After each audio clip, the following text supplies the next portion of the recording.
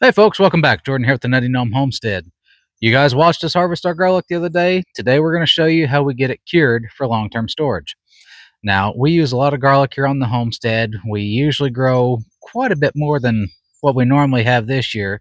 Unfortunately, all the rain and the hail killed most of our garlic. But I'm thrilled with what we got. Tickled pink with how it turned out. We got nice big bulbs. So we're going to show you guys how we get it cured for long-term storage. Now, we're going to cure it just like we cure a lot of our other vegetables, whether it's pumpkins or potatoes or so on and so forth. It's going to toughen them up a little bit. It's going to make it to where they can store for a while without any issue. We are just basically going to get these to air dry for about 2 to 4 weeks, and then we're going to bring them inside, and then I'll show you how we clean them up and get them all taken care of at the end. So you guys stick around and we'll show you how we get this taken care of. So here we have our bucket of garlic that we collected just a couple days ago, and it's already starting to dry. I had just had this set out on a table underneath our carport. Lots of fresh air blowing around it. I scooped them all up, put them in here. Now we're actually going to get these guys hanging up to where they'll finish drying. So it's only been a couple of days, like I said. What we're going to do is I just have a piece of twine here that nothing special, just a ball of jute twine that I've tied a little loop into one end. What I'm going to do is I'm going to put my fingers through the loop, grab the string, and then I've got myself a nice little hole here, little snare that I can grab some of these bunches of garlic with. What I'm planning on doing is I'm going to take 3 or 4 of these. Let's do 4. I'm going to take this loop that we just made, and I'm going to put it right around the top, cinch it down to where I can hang it. I'm going to come up about 6 to 8 inches on our string. I'm going to make another loop, just pass the ball of jute twine through it, grab 3 or 4 more bulbs of garlic, and then we're just going to cinch it down. And as you guys can see, they got plenty of room between them to where the air can circulate. Don't have too many of them touching, because if they touch and they're set all in a pile like they are here in this bucket, they're going to mold eventually. And moldy garlic isn't any good. It's not going to store very well. You don't want to have put in all that effort to grow your garlic and then lose it because you did something silly like let it mold, didn't cure it right. So we're just taking about 4 heads of garlic. That's all. We got plenty of it here.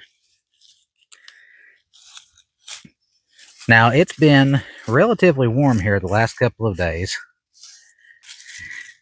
I'm trying to get these taken care of. I'm going to put them in the house now because it's supposed to be in the 90s here the next couple of days and extremely humid. So we're just getting a nice little string of garlic going up here. I'm going to continue doing this.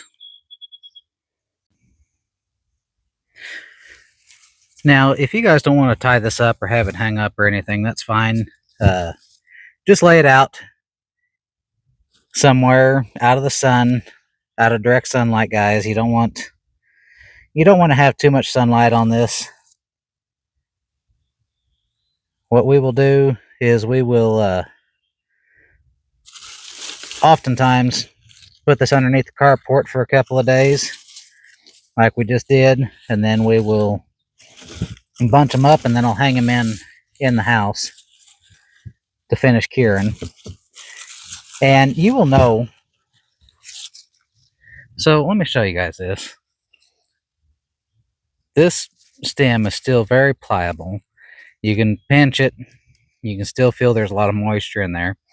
The paper, it still feels kind of cool and damp, which, I mean, it's going to. It's been outside underneath the carport, been in the 60s in the morning.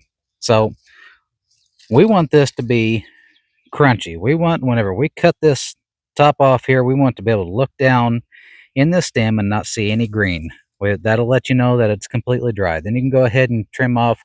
We like to trim our stems about an inch above the bulb, and then we'll trim off the roots off the end. But this is how we get our garlic set up for storage. All right, guys. So it just takes a couple of minutes to get this all tied up. Here's one of my short ones. It's about 2 foot from end to end. I try to keep them about 3 foot total. It makes them a lot easier to hang up in the house, keep them out of the way. Now we're just going to hang them up just like this in the house and let them continue drying for another 3-4 weeks or so. We want to make sure that the papers are nice and crunchy, that there's no more give or green up here in the top. Here's one of my longer ones. You guys can see they about 3 foot long or so. These will hang up in our utility room for, like I said, another 3 weeks till everything's nice and dry, and we test them out, and we should be good to go. We'll have enough garlic for our canning. So if you guys like this kind of content, please do me a favor, hit that like, share, and subscribe button. And if you haven't done so already, guys, leave a comment down below. It really does help us out.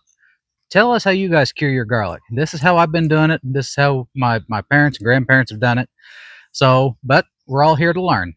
Until next time, get your garlic cured, get it ready for storage, and get your hands dirty, guys. This is a whole lot of fun. Till next time, you all stay safe.